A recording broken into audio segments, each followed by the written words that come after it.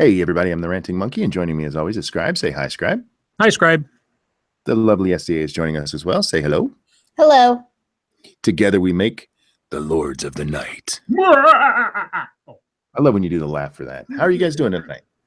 Good. We have a super chat from Point Curation who gave Monkey gum money way before the stream started. Oh, Yes, thank you so much. gum money. Gum money. I don't have much to start with. Oh, okay. I am so sorry about that, guys. Fuck. I don't have much to start with. We can start with Monkey Dick, Jim Jones, and movies. And I feel like we haven't mentioned Jim Jones enough lately. We need to do that more. Movies we still hit on. Monkey Dick is always important, but Jim is not getting his share of the love. Yeah, we still need to, I don't know, do a video about I was thinking about doing a video using some clips from Jim Jones stuff and putting it alongside some social justice rhetoric, because there are a lot of similarities, not necessarily in intention, but just in sort of the thrust of what was fueling the insanity. Bloodwing says now he's yawning. Good. That means you're not a sociopath. What? I didn't know that was a test for sociopathy. It is. It's a test of empathy. Oh. Because if it's a social cue, so if you respond to a social cue, it's like, woohoo, good for you. I got a new fidget spinner. And it lights up because you're a pretty little faggot. Is it for your butt? It's not for my butt. What? Oh. For my wiener.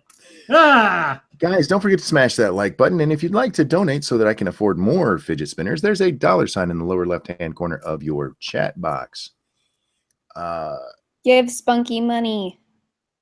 Yeah, more fidget spinners or buying shoes for the oncoming grandchild. Yeah, me and Lady Monkey were talking about that today. We're not going to be able to go to Toys R Us as often. I said, I'll just have to have Toys R Us streams. Punisher says, still exactly as gay as the others, Monkey. I asked on Twitter whether my light up one was gayer than my other two, and there's no real consensus other than it's all still gay. And I'm okay with that because I still like them. Scribbles, what do we got for news today? It was pretty quiet, wasn't it? No. No. Not really. Yeah, first off, the news is that Monkey had a better day than I did because he had milkshake. I didn't have milkshake. I did have a milkshake. It was a Reese's milkshake. Oh, did any boys come to your yard?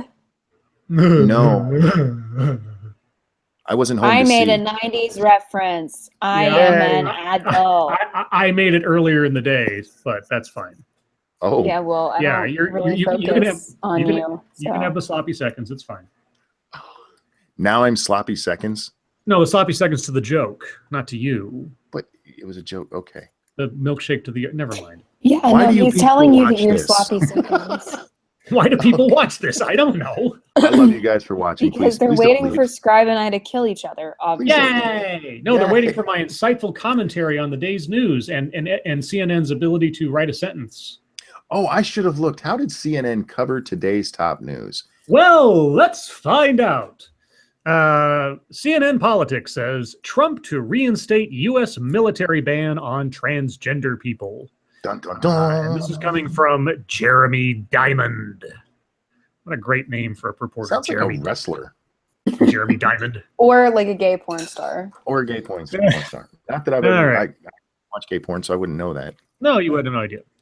But speaking of gay porn, President Donald Trump announced Wednesday that his plans to reinstate a ban on transgender individuals from serving, quote, in any capacity in the U.S. Armed Forces. Woohoo! The decision reversed a policy initially approved by the Defense Department under President Barack Obama, which was still under final review, that would allow transgender individuals to openly serve in the military. Defense Secretary James Mattis announced last month that he was delaying enactment of the plan to begin allowing transgender individuals to join the military. And here's the quote, quoted tweets from Donald Trump. After consultation with my generals and military experts, please be advised that the United States government will not accept or allow transgender individuals to serve in any capacity in the United States military. Our military must be focused on decisive and overwhelming victory and cannot be burdened with the tremendous medical costs and disruption that transgender in the military would entail. Thank you. Let's see. But Trump's decision came without a plan in place to implement it.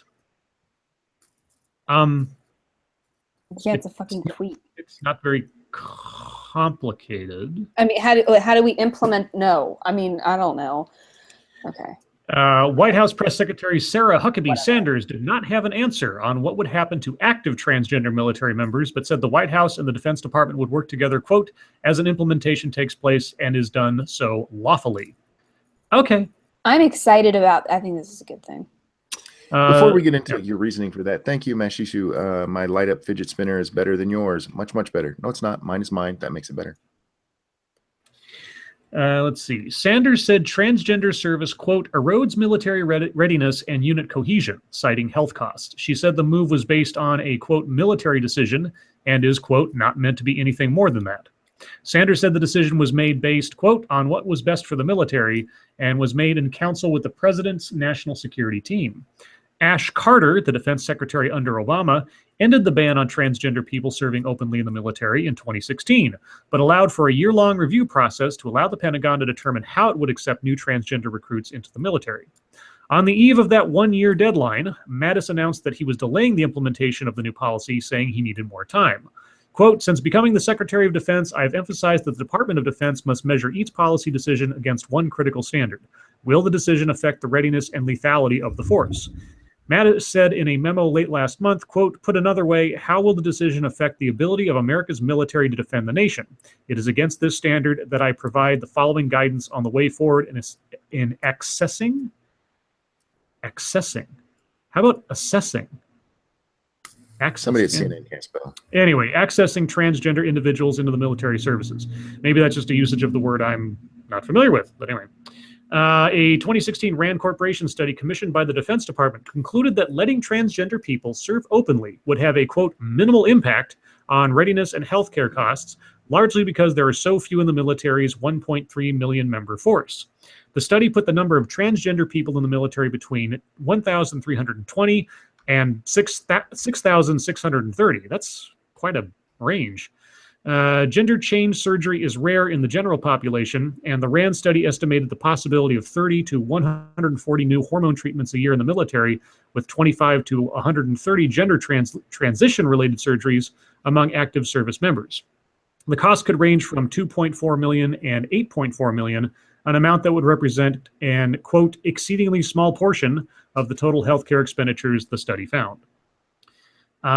Trump's decision marks a setback for LGBT rights groups who have expressed, well, yeah, it's not a right, but anyway, who have expressed concerns that the Trump administration could chip away at progress the community has seen in recent years on the backs of a series of landmark decisions in recent years. You really like using the phrase recent years. You might want to think about, cutting down on your repetitiveness there, Mr. Diamond. That have included the legalization of same-sex marriage nationwide and a repeal of the ban on gay people openly serving in the military. Just so you know, transgender does not mean gay. The other thing, so the reason why, oh yeah. Real quick, can I do the two super chats? Falcon Millennial, thank you so much. Remember, they cost more, can't do as much, and are very likely to kill themselves. Also, I know one, I think, is pissed. And Kagam Mendoa. Thank you so much. I recently had to take transgender training to be more open, and everyone thought it was worthless. We could have been doing our job, not another hour-long training. Yeah. Well, here's the thing, and Roaming Millennial pointed this out on Twitter today too, is that if you're depressed, that's like you can't be in the military. If you are on any medication, you can't be in the military. So that alone should just be like, okay, so trannies can't be in the military because if they're going to transition, they have to be on a bunch of medications. So that's like, there we go, done. Shouldn't be any more complicated than that, but oh well. The other thing is that transgender people attempt suicide at a rate of 40%, which is higher than those with depression, and we don't let people with depression or other mental illnesses into the military. This should be an open and shut decision. Well, it kind of was. My only problem with the way this decision really went down, I mean, I understand the arguments against, or the people talking about military readiness. One of the most interesting one that I saw was being in the military is about being uniform. There's no you have to be uniform with your group, period. And I kind of understand that. But for me, what really, really annoyed me about this is that it was released over tweet. Yeah. This should have been like a major announcement from the White House at a briefing, not the president tweeting it out. Well, Twitter is now the official voice of the president in so many things, but of course that's been the case since the campaign started. So I'm not surprised by it. It's definitely not professional. I mean, so many things about how the presentation of the office of the president has been performed over the last 6-7 months has been disappointing to me, all things considered. I don't mind it if he's, just talking about stuff or general policy things he's thinking of, but actually announcing a policy that way. Yeah, well, that's what I mean. Is this like the things that would normally be part of, and I understand, the pomp and circumstance isn't vital or something, but there's just just something, the office is bigger than the man. And when the office makes a decision, there should be officialdom to it. That's all I'm saying. And I completely agree with you. A policy announcement like this, that, some people might think is just, as simple a decision as falling off a log. All the same, it is a controversial subject. It is a definitive policy shift, especially since what was prefaced by the Obama administration. Yeah, he should have gotten up on the podium, either maybe not in the Oval Office, but at least the Rose Garden or the press room or something, and just said this is the way it is and walked away. Tweets on Twitter. Come on. This is, Twitter should not be the president's sounding board for policy announcements. You're absolutely right. And as for the official thing, I mean, I would like a more detailed list of what they're talking about that is so difficult. I can see I can see it, but I want to know what they're thinking, not what I'm thinking, what other people are telling me. I want to know what these generals and Trump and SD, I know you're on board with this, and that's fine. I understand some people are, but I would like to know the actual reasoning. Yeah, when it comes to announcements regarding policy for the military, the commander-in-chief should get up on a podium. Yeah.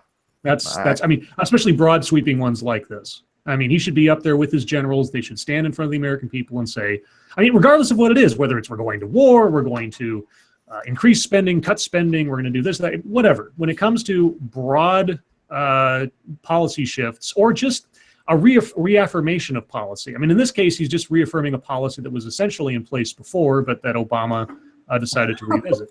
Sorry. Okay. What? She must be reading something in chat there. I was reading something in chat. I'm sorry. Anyway. Oh, I'll explain I that wasn't later. laughing at you guys. Punisher asked, I mean, did you not read right now. Yes, I know. Punisher asked if I read McCain's clarification statement on this. I haven't. I saw this when I was out and about today. Let's find it. Yeah, let's see what he had to say. So, Monkey, is your only issue with it, like, do you support the policy, or is your only issue with it the way that it was announced? Oh, no, the policy itself, I'm torn on. I really am, because I get what people are saying, but if we made it, look, if you're in there and you want transition surgery, that's something you have to pay for yourself. That can be easily put into policy. If the cost is the issue and the most of the cost is coming from that, then I don't really see an issue, because we have an easy way around that. If it's logistics, fine, tell me that it's logistics and I'll be all right, cool, makes sense. Thank you, Justified Magnitude. Will transgender be excluded, or will the government recognize they are truly cis and allow them inherently tearing down their trans narrative? That's another good question. How trans do you have to be not to be allowed in? No, it's really the lack of explaining the rationale. I mean, it's not like I'm pretty much with Monkey. It's like I could go either way on it, because A, I'm not in the military, and B, I'm a pragmatist. If you can explain to me in pragmatic terms, like, this is why it doesn't make any sense based on X, Y, and Z. A 3 tweets doesn't do that. Now, maybe there's an official statement out there somewhere where they break it down. I haven't seen it yet. If somebody knows about it, by all means, tell us in the chat, and I'll find it and I'll read it off. But just saying we're not going to do it. This is the decision. That's it. Yeah, but you're the president. You're the commander in chief. Given the circumstances, I hear the arguments of, oh, the costs. I mean, the Rand Corporation says X. So what did your experts say that counteracts that? That's all I would ask for. Yeah, and I am really curious about the whole transgender part of it, especially considering now so many people claim to be trans who, Yes. I'm not going to take hormones. I'm not going to cut off my wiener. Right. I just want to dress like a girl. Are transvestites excluded because they call themselves transgender? Right. I just want to know everything. Dr. Millennial, the main issues are unit cohesion and combat effectiveness. Fair enough. Honestly, part of what I would also throw in there, just from what I can see, and I don't disagree with you guys that they need to actually say it and make their position a little bit more clear. But I would say that even more than that, it's just you're in the military, you got shit to do, and worrying about trannies is just a fucking time suck. I can see that. Somebody else mentioned unit morale, and the only thing I would say to that is I heard the same argument for gays in the military. Yes. And that doesn't fly with me. Don't care. If it is about cohesion, if it's about I just want to know the official excuse. I would accept them being like, we just don't have time for this bullshit. Yeah. Because I can totally see that. I get that. Well, again, it's just a matter of transparency. It's just a matter of what was the decision-making process for this. Because so far as I know, this policy decision is not classified. Like our rationale is not some big state secret. We had more than enough similar arguments explaining why there should not be gays in the military back in the 90s. That's all I'd ask for. I mean, it's not my decision, and the military people, for the most part, I've military in my family. People who've been in combat know a hell of a lot more than I do about it. It's one of those things where it's like, trust, but verify. That's all. Speaking of combat veterans, John McCain's statement on this is interesting. We're saying Senator John McCain objected to the Trump administration's decision to reinstate the U.S. ban on transgender people serving in the military Wednesday, saying an announcement by President Donald Trump on Twitter was unclear. The statement was unclear. This is a quote now. The Department of Defense has already decided to allow currently serving transgender individuals to stay in the military, and many are serving honorably today. Any American who meets current medical and readiness standards should be allowed to continue serving, the Arizona Republicans said in a statement. There is no reason to force service members who are able to fight, train, and deploy to leave the military, regardless of their gender identity. We should all be guided by the principle that any American who wants to serve our country and is able to meet the standards should have the opportunity to do so, and should be treated as the patriots they are, unquote. Well, that's cute, but they literally would never. How does somebody with a pre-existing condition like that requires that much medical treatment meet any of those standards? I mean, if you're deployed, you can't have anything with you stronger than prescription strength Motrin. Well, here'd be my question then. There are active duty transgender military personnel. Have any of those? You are roboting. Starts at me. Yeah, you're roboting. Concerns. Testing. You sound testing? Your testing was better. Okay. My question would be: is there any evidence that active duty serving transgender people have these arguments? That'd be my first question. You're roboting really badly. I didn't hear anything you just said. Yeah, we lost you again.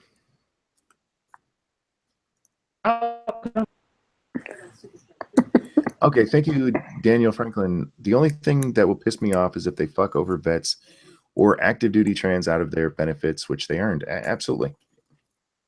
If they've already earned it, it's theirs. Yeah, I would agree with that. I think it should be like a from now on policy, not a fuck you policy, if that makes sense. No, that makes sense. And guys, I am not arguing for or against this. I just want a better understanding of what they say. I get what all you were saying. I'm not disagreeing with all of it. But but I would like to know their specific issues. Testing. It might work out. Testing. Hello. Hello. Yeah, I can hear you. Okay. What was that? That was Lady Monkey saying, "Can you hear me now?" It sounded like Lady Monkey sounded like a man. Yeah, she did it in a deep voice. Lady Monkey, do it okay. again. So she went upstairs. No. Since I wasn't understood, I'll just say it one more time. We have active duty serving transgender individuals in the military. My question would be, has their record thus far shown any validity to the arguments made against transgender people serving in the military that were made today or being made today? Good question, and it's something that I would like the White House to tell us. Yeah, that's all. I mean, it's like I say, it's just a matter of giving us the rationale and telling us how the people who have been serving since whenever have been a demonstrable detriment to unit cohesion or whatever else. Thank you, Point Curation. The next big policy debate is if robots like Scribe will be made ineligible for active service. I am a robot. No, that's not. No.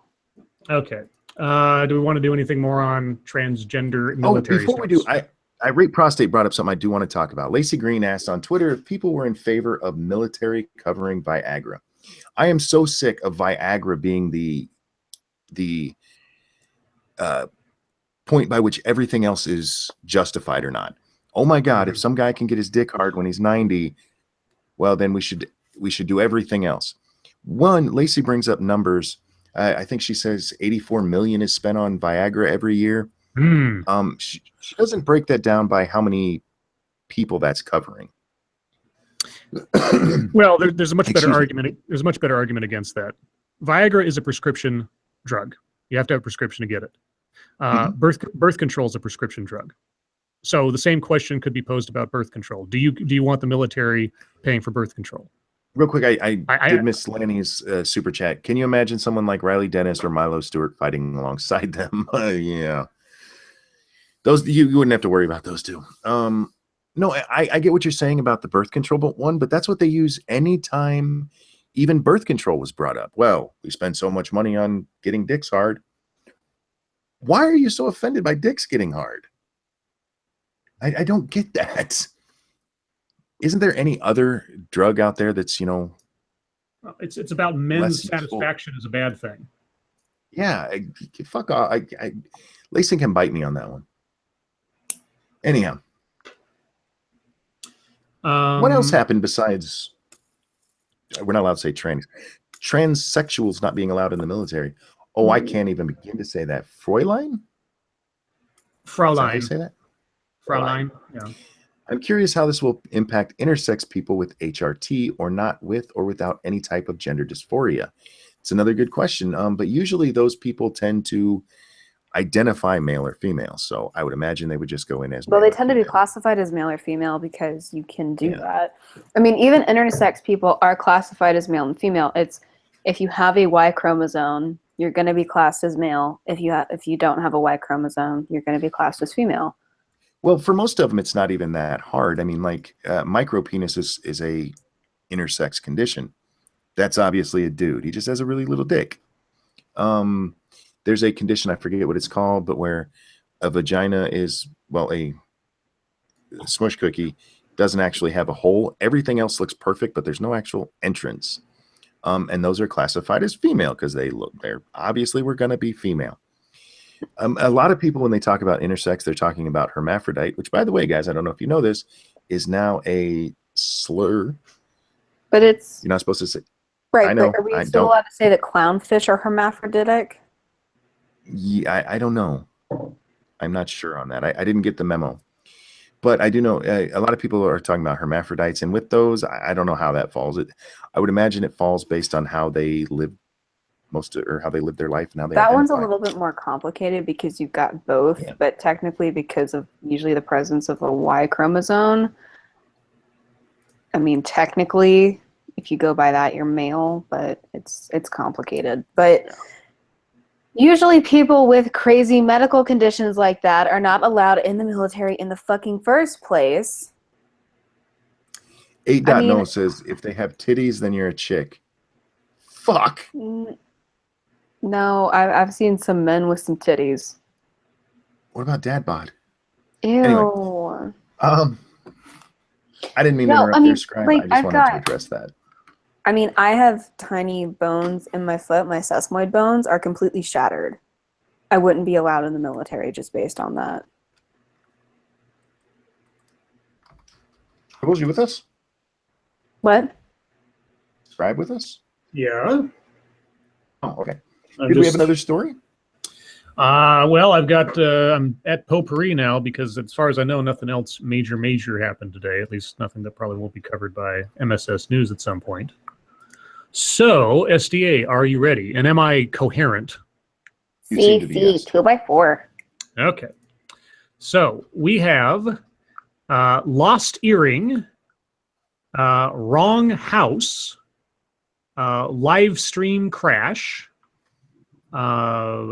Church Sanctuary, and The Keying Professor. Scribe crash.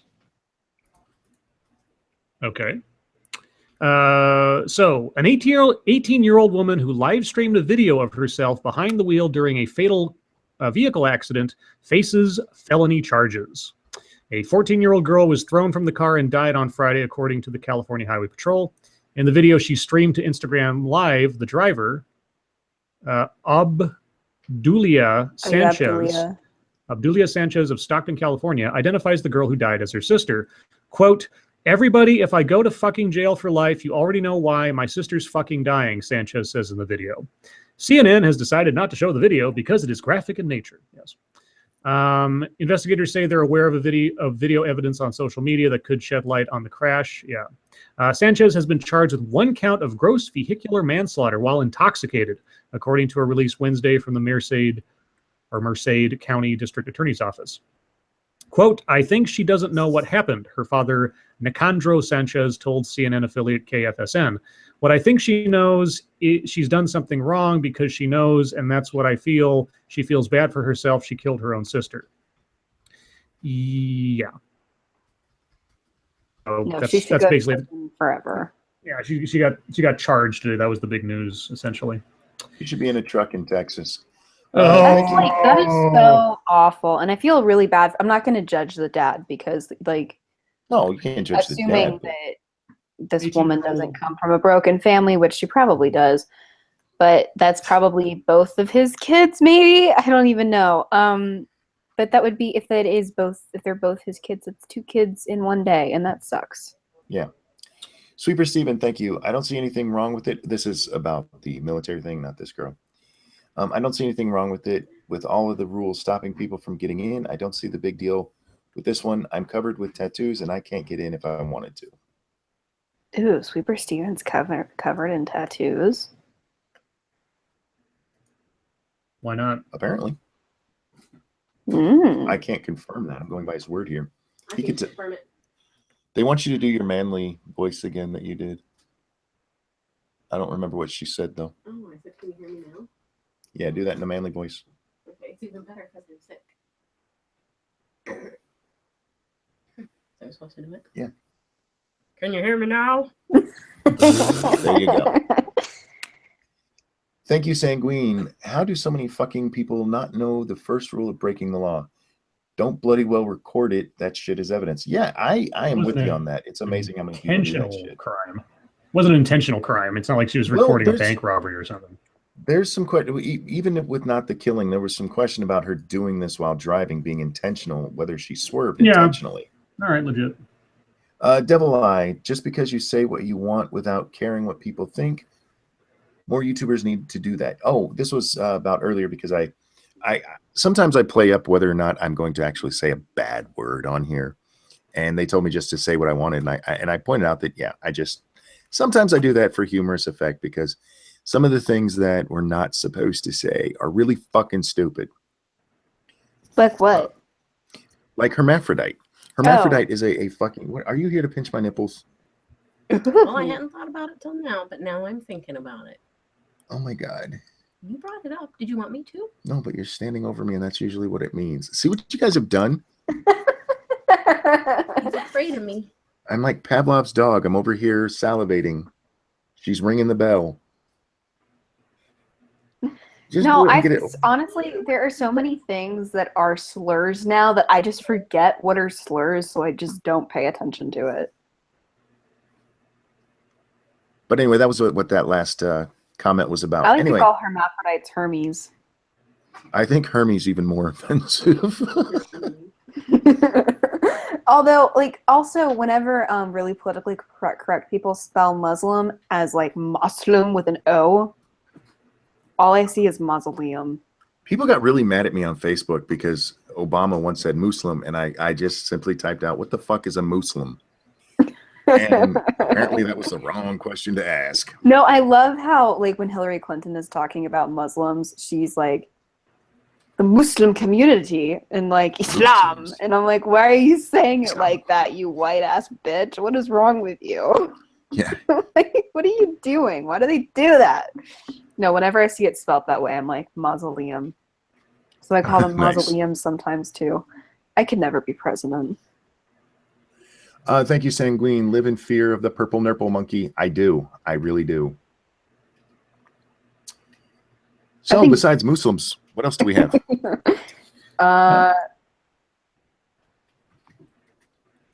Goosebumps. Okay. Scribbles. Yes. So we still have Lost Earring, Wrong House, Church Sanctuary, and Keying Professor. The Hunchback of Notre Dame. Okay. Mother who took sanctuary in church granted deportation stay. A housekeeper and mother of 4 who received sanctuary in a Connecticut church. I love that she's a housekeeper. I love that it's your home state. It's not my home state. I'm not from Connecticut. I have a t-shirt that says so. Connecticut Church has been granted an emergency stay of a deportation order that would have sent her back to her native Guatemala. Nuri Chavaria, who entered the U.S. 24 years ago without legal status, well, that's a friendly way of saying illegally, was ordered in June to leave the country by July 20th. The 43-year-old Norwalk resident instead took refuge inside the Iglesia de Dios Pentecostal Church in New Haven. Quote, I'm here to raise my voice to tell we are not criminals. You are a criminal. You might be a nice person, but you're a criminal. I'm afraid to tell you. She told the Associated Press during an interview inside the church on Monday, quote, we are people hardworking who came to this country to get a better life. Illegally. There are lots of people who are hardworking who came to this country legitimately. Why weren't you one of those? Why didn't you do something in the last 24 years to establish legal residency? You had 24 years to not do that, apparently. U.S. Immigration and Customs Enforcement agreed on Wednesday to take another look at Chavaria's case, and a federal judge issued the order protecting her from deportation. Quote, there was never a rational justification for Nuri Chavaria to have been threatened with deportation and separated from her children, and I applaud this decision by ICE and the court to allow her to continue living in and working in the United States with her family. Democratic Governor Daniel P. Malloy said. Okay, if you don't want to be separated from your children, do not commit crimes, you dumb. Fuck. Yeah, this was the governor who said that? The governor said this. Fuck you. I hate my state. I see that. I do too. The governor said there's no good reason for her to be separated. She's here illegally, you dumb shit. I also have a commie come from Connecticut shirt. Let's see. Chavaria said she needed to stay in the U.S. to be with her children, who are U.S. citizens and range in age from 9 to 21. Her oldest child has cerebral palsy. Oh, God. Chavaria has been denied asylum, but had been granted yearly stays and work permits since 2009, probably because the Obama administration looked the other way. And then Trump comes in and says, I don't have to do that. The end. She said that changed in June when she was fitted with an ankle bracelet and was told to buy a one-way ticket to Guatemala. She had been living inside the church since last Thursday with her 9-year-old daughter. Falcon Millennial, thank you so much. My solution to the problem: get the fuck out. Loads gun. That might be extreme. No. Might be a little extreme. SDA, can I get thank you, an... Zenith. Oh, sorry. Mohammed Bullwinkle. Muslim, get it? Yeah. Okay, just Can make I sure get everybody got the joke. So, oh, fuck. Charles DeWitt said, SDA, can I get an I hate my state shirt? I live in Illinois. Yeah, I can make an I hate my state shirt. We are not reading MSS News. We're still on potpourri. Well, we might have to miss MSS News if we don't get through these real quick. Yeah, let's do this. Let's do it. Okay. Lost Earring, Wrong House, and the Keying Professor. Door.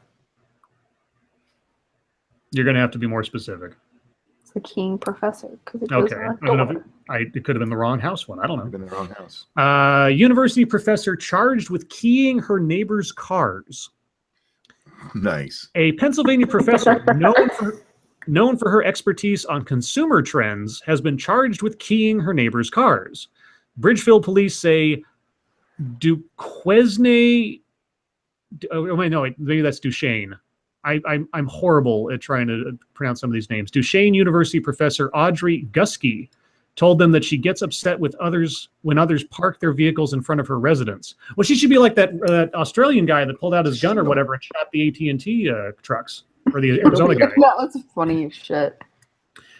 Police have charged the marketing and communications expert with criminal mischief. They say she scratched 4 cars with a key and caused more than $10,000 total damage. That's a lot of keying. Yeah. Okay, so we have missing earring and the wrong house. Wrong house.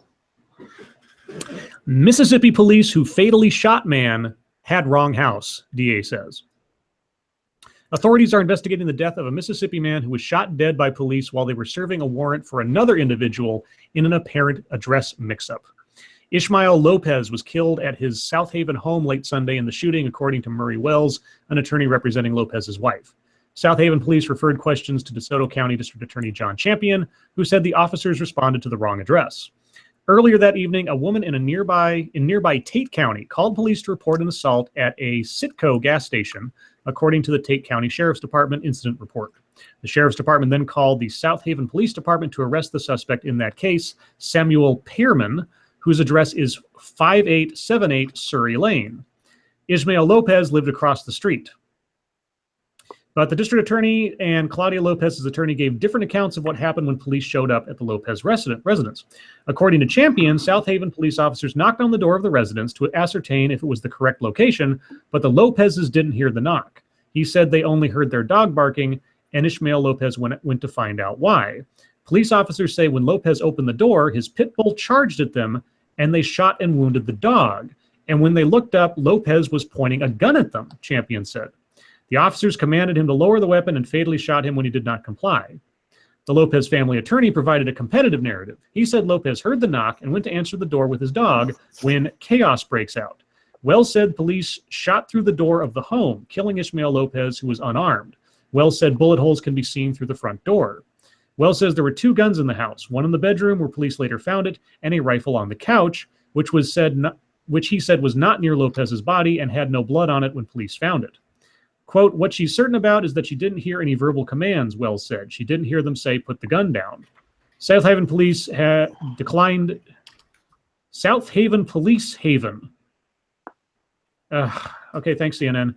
Declined to provide a police incident report and would not comment on the status of the officer or officers involved in the case. Yeah.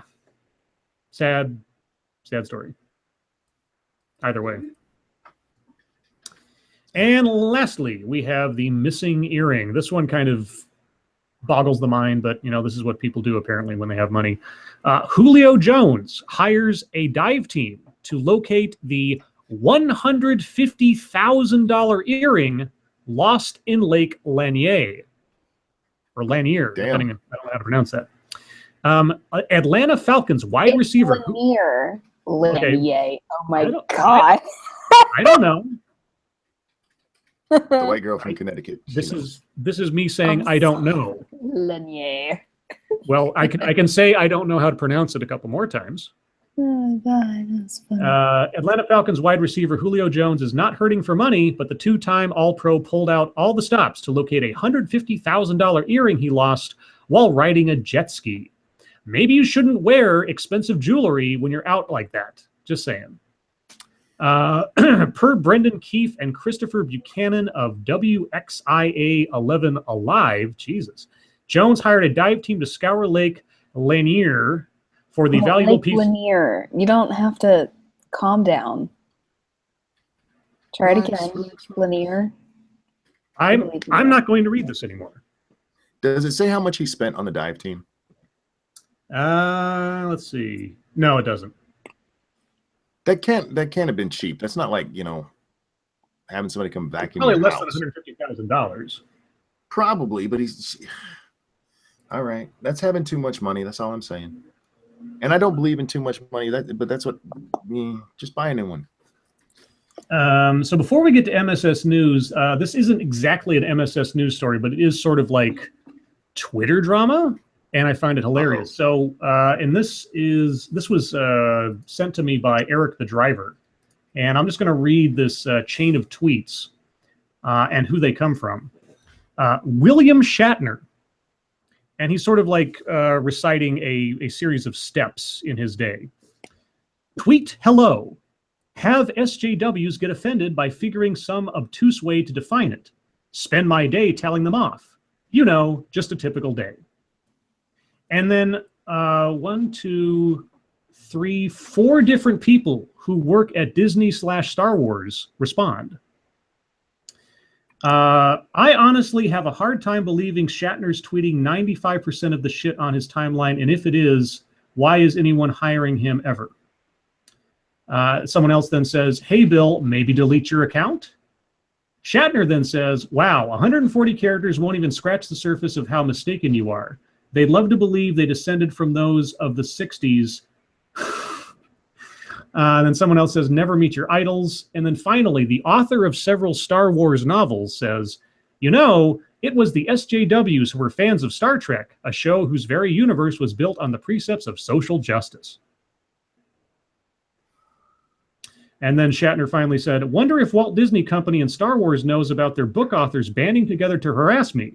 Funny there's a bio pattern Star Wars. Anyway. Oh, and he quoted all these bios on their Twitter accounts showing that they were affiliated with Star Wars and Disney. Yeah, I'm seeing that. I went to look here. Yeah.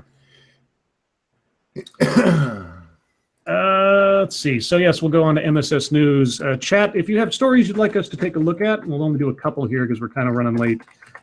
Send them to us via Twitter using the hashtag MSS News, and we'll take a look. Can't promise we'll get to them all, but we'll do our best. Let's see. Is this a Florida? It is a Florida man. Okay. This comes from staff reporter Colleen Bernier. Florida man says he robbed bank, ran naked to launch comedy career. That is funny. A man who robbed a Fort Lauderdale bank then ran down a street naked, throwing the cash in the air after a dye pack exploded on him, told investigators he was trying to, quote, begin his career as a comedian, according to court documents released Wednesday. Alexander Hayden Sperber, 25, was arrested for Tuesday's robbery of the Regions Bank at 100 Southeast 3rd Avenue, according to an FBI criminal complaint. The complaint said Sperber approached a teller, said he had a gun, and demanded that the money be put into a bag. Wow, that's knee-slappingly hilarious. The teller placed $7,500 in the bag, along with the dye pack and a bait bill. Sperber fled the bank on foot, but the dye pack exploded a short time later, getting red dye all over his clothing, hands, and a cast on his wrist. That's when he removed his clothes and ran naked down the street. Witnesses who captured the bizarre scene on camera said he was throwing out $150 bills. Hasn't he heard of YouTube? And oh yeah, comedy career. Yeah, he's totally gonna. Yeah. All right, we can do one more. Okay, this one comes from Peterbilt Nation. Okay, Jalopnik. I've never heard of this blog, but they are part of the same network as Jezebel, Kotaku, and The Root. But Jalopnik, hackers can make a car wash attack you until you are dead. Okay, when robots take over, nowhere will be safe, not even car washes. Hackers revealed how ridiculously easy it is to turn a mild-meaning, fully automated car wash into a violent, attacking monster through remotely hijacking the system. PDQ laser washes are touchless, automatic car washes that eliminate the need for attendants. The washes can be programmed when to open and close, and drivers pick their wash type with a touchscreen. Okay. And I guess there's a video of them doing this. Right as you started that story, did you hear my wife make a really high-pitched sound? What was that? No, I didn't. That was her. I thought she was hurt or something, so I muted myself to ask. Okay. On her phone, she found pictures of a mini cow.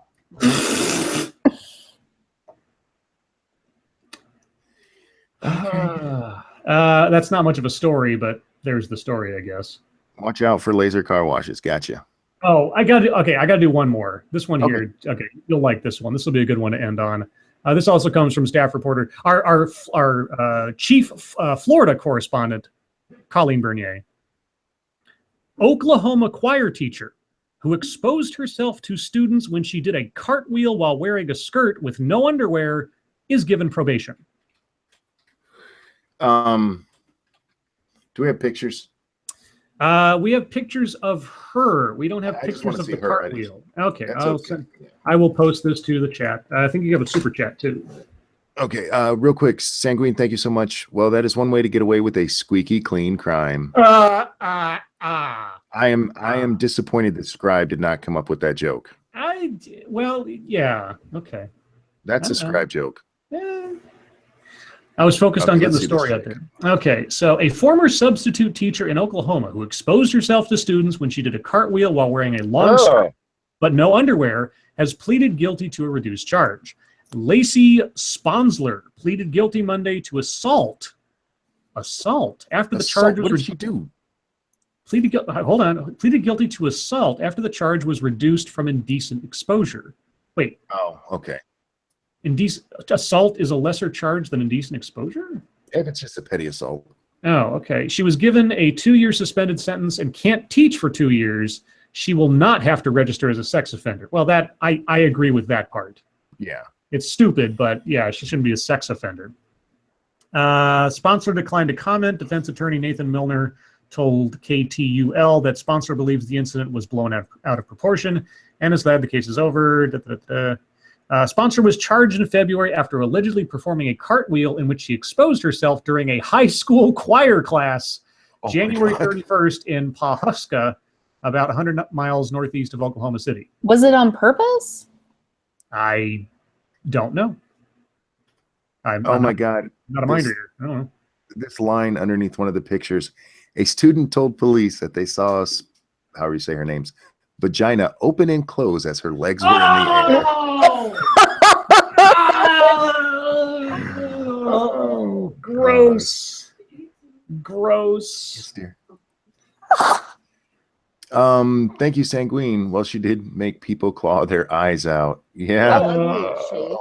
She's unfortunate looking given the circumstances. Can you put it in chat? I did. It is. Oh, where? If you scrolled, her mugshot is horrible. The other ones aren't bad, but definitely need a lot of makeup on that. Yeah, I guess. Maybe the assault charge per meet somebody. Yeah, well, if she's got an opening and closing vagina, I don't know. Wow. And she chat, must have done the full actual wheel. Chat, tomorrow I will attempt to forego potpourri and focus more on the MSS news because we do have a lot of stories backed up that we haven't gotten to over the last couple of days. So I'll go unless something really is jumping out, I'll go straight to MSS news tomorrow instead of potpourri. Okay, I've missed a couple of super chats I want to get to here, and I'm sorry I don't know the context of them. Rotten Corpse just said, I have to call it a night for now. Have a good one. Thank you so much. And Falcon Millennial said, it's extremely expensive. I've done that work. I hope this isn't in relation to the cartwheel. Yeah, is your vagina flapping open and closed while you're doing cartwheels? Well, that's expensive work. That's expensive work. I've had to deal with that before. Oh my God. So yeah, I'm sorry I missed that before. But thank you so much, guys. Was her pubes shaven? It doesn't say if she was shaved or not. It obviously wasn't a 70s bush because they could see it open and close. Right. You wouldn't see that Yeah. through that. Yes. The smush cookie was not hiding in the forest. Yeah, yeah. It's probably where that earring ended up. Oh, send a dive team into that. Apparently Sounds somebody like there's been recorded it. Why as a teacher do you go to school with no underwear on? Yeah, it was January. It wasn't like it was hot out or something. Well, I don't know what the weather is like where she was at, but still, it seems. Anyway, It's still, yeah. That's where kids are. You don't go there with no underwear on. Is it YouTube time? Maybe she had underwear on and they got sucked up into that vagina. Monkey! YouTube time. Fuck you. You're an ass. Speaking of me being disgusting, I was in the chat on Mundane Matt's channel last night, and I was having a ball in there. He did the story about the sailor who stabbed the tranny 119 times. Which, by the way, if you're going to do it 119 times, could you just do 120 so it's a little easier for me to deal with? Fewer syllables, one more. please. One more would have been easier. It's all. It just, for Like those it's of us already with, dead, might as well. Anyway, I just don't believe this guy didn't know that he was fucking a dude. There's no way. I think it was regret. Okay. Anger, regret. He decided, you know what, I'm gonna fuck this thing anyway, and then just an angry regret. That's what I think it was. Colleen Bernier in the chat says, "I think I found the cartweal video." Oh, Tweet that to us if you did. please. I won't put it into chat because it's probably porno, but tweet that to us and we can put it on Twitter. Now, spreading around things that could be considered yucky, I don't want to risk that on Monkey's channel or anybody else's. Oh, wait. Backscan says the car wash hack story made me look up this search. Google for, yes, your smart dildo can be hacked. Yeah. Excellent. I want to. We're living in the future Who now. said that they found it? Backscan 3030. All right, backscan. The liver. SDA? Yeah. What did you do on YouTube today? I did a stream this morning with Mara. We did a book club with Bay on Silverborn, which is the 5th book in the Mercy Thompson series. I also recorded the podcast with Biggest Mikey, and that will be up soon. It was fun. It was fun. He was cool. We had fun. Also, be on the lookout for the official trailer informational video about Baywatch. So. You guys are planning that, Saturdays at 7 p.m. Saturdays Eastern? at 7 p.m. This Saturday at 7 p.m. on my channel, we will be doing our first Baywatch. Scribbles. Wait, Backscan doesn't have Facebook or Twitter. Guys. Oh. Told you how to find it. Colleen just sent the link to the video. I'm watching it now. No! Wait, where did she tag us in it? I'll retweet it out with everybody's. 1 second. It's brief and it's on. For however long it's going to last, it's on YouTube. Sweet.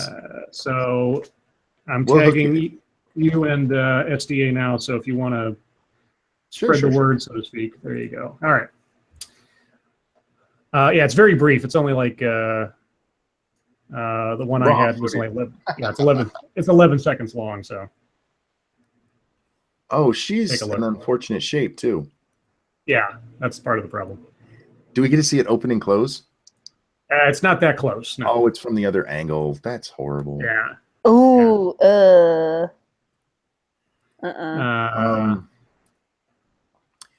People tomorrow, you'll have to look it up. But there you go, guys. Okay. So, Scribbles, what'd you do on YouTube today? Oh, besides Lordy. watch a woman do a cartwheel. Yeah, well, aside from that. So before the stream, as I'm wont to do, I posted one of my longest videos in a while. I think at 35 some odd minutes.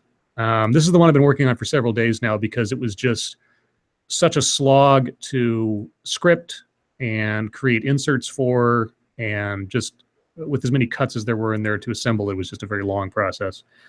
This is the 9th in the Curriculum of Fear series, focusing on a professor from Canada, Calgary, as far as I can tell specifically, named Dr. Dustin Louis, who is a indigenous member of, I believe it was the Beaver tribe in Canada, if I remember the reference correctly. Yeah, Beaver I know. tribe. Yeah, I know. He speaks his presentation, and I do the full thing. I don't. I had originally planned to do only the first half, but as I watched the latter half, I realized the full context was necessary. So his whole presentation, as posted to YouTube, is on there. There's a lot of things he goes over and a lot of accusations and claims he makes, but the main arc of his presentation is to say that indigenous knowledge and indigenous ways of knowing need to be effectively elevated to the same level as the regular curriculum and worked in alongside other teachings. Now, he never describes in any real specifics what indigenous knowledge or indigenous ways of knowing are. The way he describes them in those words, I can only assume he's talking about cultural explanations for things or spiritual wisdoms or something like that, because he never says like indigenous history. If he means like teach indigenous culture as relates to Canadian history or that kind of thing, that's perfectly legit in a history class or something. But he frames it so broadly that I have to imagine he means it in a much grander context than that. And consequently, he talks about how all teachers are inherently discriminatory towards indigenous students and yada yada. I mean, it's some familiar stuff, but it's from a different perspective than I've covered before in this series. So I thought it'd be interesting for people. It's not just that of how they treat indigenous students. I mean, he does focus mostly on that, but he basically says teachers think all are bigoted towards all kids except for like little white ones. Mm-hmm. That's basically what he's saying. And watching that video, this guy, the man bun, I get he's indigenous. Cut your fucking hair or, do something with it. Don't man bun. That's gay. Sorry.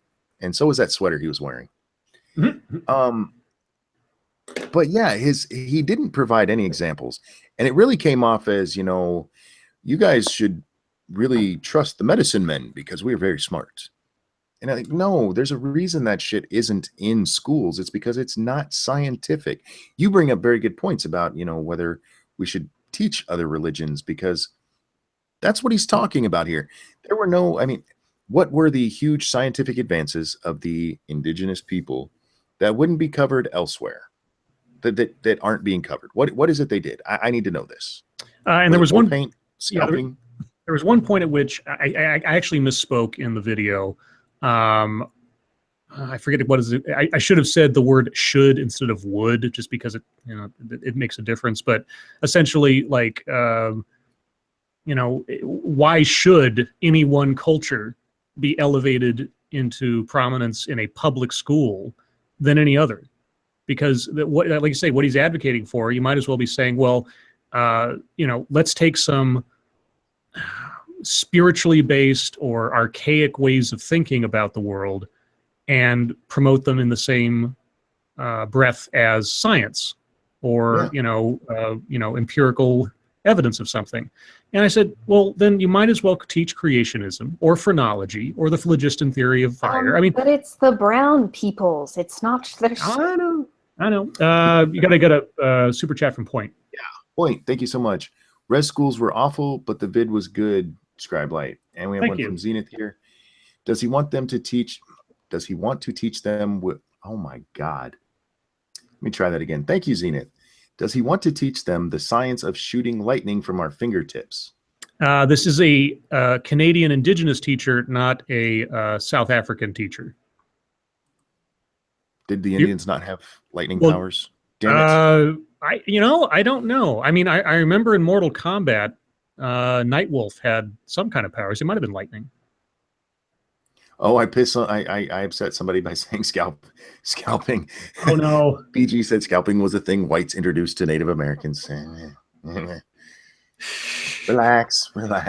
I'm making Anyway, fun of Indians. Yeah. Relax. So that was a long project. I'll probably be taking a break from video making tomorrow, and of course I say that now, but I'll probably get the itch tomorrow. I've already got a script written for something else. But the next couple of videos will probably be shorter, fair, at least time-wise, because man, those are a slog, I tell you what. I didn't do anything on YouTube. I went to bed and I did. Oh, Lady Monkey back there cheering me on. I did hit 19,000 subscribers. Yay! So yes, I did do that, but I didn't take any action. And thank you everybody who subscribes. You guys are fucking amazing. And thank you to my wife for always cheering me on. She's my biggest fan. I don't think there was any drama. I didn't pay attention to any either, or that I saw, other than the whole Trump thing caused everybody to blow up on Twitter. Yeah, that was something else. There have been a couple of videos that have been done about it already. I haven't got to watch any. Regarding the drama that's gone on for the last, 5 days, there was another video. I'm not talking about it. But otherwise, yeah, I had to go to the doctor today, so I didn't get to do anything. That's right. I did get to have a nice Reese's shake down at Steak and Shake. That was nummy. Ooh, I love Steak and Shake, I think. Oh, and they have real onion rings, which I love. I know you don't like onions, sorry, but I love real onion rings, and they were so good. Oh, well, there is some other YouTube drama we have to talk about. Scribe is my favorite tonight. Because of the onion thing? Okay. Well, the other YouTube drama we have to talk about is our guest tomorrow. Oh, yes. Somebody want to SDA. introduce that? Oh, yeah, we're going to have Hi, I Think I'm Real on for our Thursday night guest tomorrow night. Is that drama, though? That's why I'm confused. I think he was being Well, facetious. yes, I'm being facetious. Oh, okay. I was like, I don't think he's being dramatic. Also, the regulars in the chat, if you were here last night, and if you're regulars, you probably were, you'll remember that Shady Grin donated some money to have an ad done, a very special ad based on an article about furries. I have written the script. I'm holding it for tomorrow night when Shady will be, as he said, available to be live on the stream. So look forward to that as well. And there's a super chat. Sir, thank you, sir. Adamantine. Congrats, Monkey. Does Lady Monkey know how you learned to spell amateur? She follows me on Twitter, but she just said she does not. So she must have missed that tweet today. For those of you who don't know on Twitter, and this is absolutely true, the way I know how to spell amateur properly is from porn. Yay! Yay. She just said, and I quote, "Oh my God. Terry Diamonis boos, Hi, I Think I'm Real isn't Weibo." We have a very big Weibo fan there in Terry. And I don't blame you. Weibo's great. Your boy Pat put out a video about Heart's Progress. I was hoping they would have fucked off and died by now. He mirrored somebody else's video. I don't think it was Pat's video, as far as I know. But yeah, I agree with you. Those fuckers need to go away. Ain't nothing wrong with porn. Depends on which porn you're watching. Yep. Okay. That pretty much wraps up YouTube time. It's sad that I'm actually hoping for drama, so we have just a little more time there. But depends on the deep topic. Well, I mean, I really don't want to get into it. Lady Monkey said she can start some drama. She can, and ooh, Lady Monkey and I can fight. Is there oil involved? I thought you were fighting Joy. Whatever happened with that? I don't know. Lady Monkey, we fight with oil. Remember, she's a little bit behind us, so it'll take her a second to answer. I know. I'm waiting. Fighting with oil, I think, was the entire plot line of the TV show Dallas. Yes. I'm funny. And Rachel, timely, too. Rachel Walker, I just became a Patreon, Mr. Monkey. Thank you so much. Thank you. Yay! Aw, she doesn't want to fight with me, but it'll be good for the views. Nobody has to know that it's fake. Oh, oil, I'm in. Yay! Jesus. Daniel says, fuck oil, Jello is where it's at. You can eat Jello afterwards. There's always room for Jello. Yeah, just you can eat it during. Dallas killed the Soviet Union. Thank you, Zenith. I'm learning more history every day that I work on YouTube. Oil, code for tongue butter. Yes. Yeah, thank you, your boy Pat. Hit that like button, everybody. I appreciate it if you would. Oh, there is one more thing from YouTube I forgot about. Oh. I will be on the cunt stream, all one word. Immediately following this, I'm going to join them at 11 o'clock tonight. Who runs that one? Schmeckel. Oh. There's the link to the channel for anybody who's interested. And we'll be discussing some of the drama that we're not discussing here. As far as I know, that's what I was told. So don't forget to check that out. We need a deep topic. Deep. What did I see today? Your mama's cunt. Thank you. That's nice, dear. Oh, yes. Deep topic. Opening vaginas. Ew. How deep can you go? You think it made a popping sound? Gross. Like a cork going out. Yeah. Oh. Oh, your boy I had a Pat's gonna be teacher there in too. middle school What? that could do a split. Did she stick to the floor? No. No. But she was like old and gross and it was weird. Well, that reminds me. At a bachelor party I was at one time, the requisite strippers did a trick where they would, you put the guy would lay down, put a dollar bill over his face, like bent so it like went over his nose, and then they would squat down and pick up the dollar bill with their lips. Let's just say. I can top that. I can top that too with a collar and a whip. Being a Navy brat, you get to hear some of the best stories because Oh, yeah? of the Philippines. Oh no. $3, Yes. sucky, love you long time. There were girls in the Philippines who could apparently do that with stacks of quarters. Oh. Yeah, see, that's why when I heard that they had shut down Subic Bay, I was like, really? That was like tradition. Oh. There's a video of a girl who puts out a candle with it. Sorry, Sicky back there interrupted me. You're fine, babe. Ben Master says there's a video of a girl who puts out a candle with a queef. Ugh. All right. Jesus. Is this our deep topic? I was just kidding. We don't have to talk about vagina. I was saying. BG says, how about what annoys you about the anti-SJW community? Let's hold off on that for let's let the flames die down a little bit there. That's a landmine right now. I'd rather not step on. Mr. Bone says, Dad never told me those stories about the Navy. Well, see, here's the trick. I was a chief's son. No, seriously. I was a chief's son. So yeah, Dad didn't tell those stories. The guys who worked for Dad told those stories. Mm-hmm. Thank you, Falcon Millennial. Diver to surface, 150 feet down. Switching to bottom gas. God damn, she's deep. Oh, just a complete tangent, but that just reminded me. I watched. Have you ever seen the movie or heard about the movie called Open Water? Open Water. That sounds so familiar. So there's a very small sort of like genre of movie where people are stranded in deadly situations. There's a movie that came out before the movie, the Disney movie or the Pixar movie Frozen. There was a movie called Frozen, which dealt with people who got stranded on a ski lift in the middle of the night up at the top of a Pixar mountain. didn't make Frozen. That was Disney. Whatever. Whatever. Same difference. Pixar. Disney owns Pixar.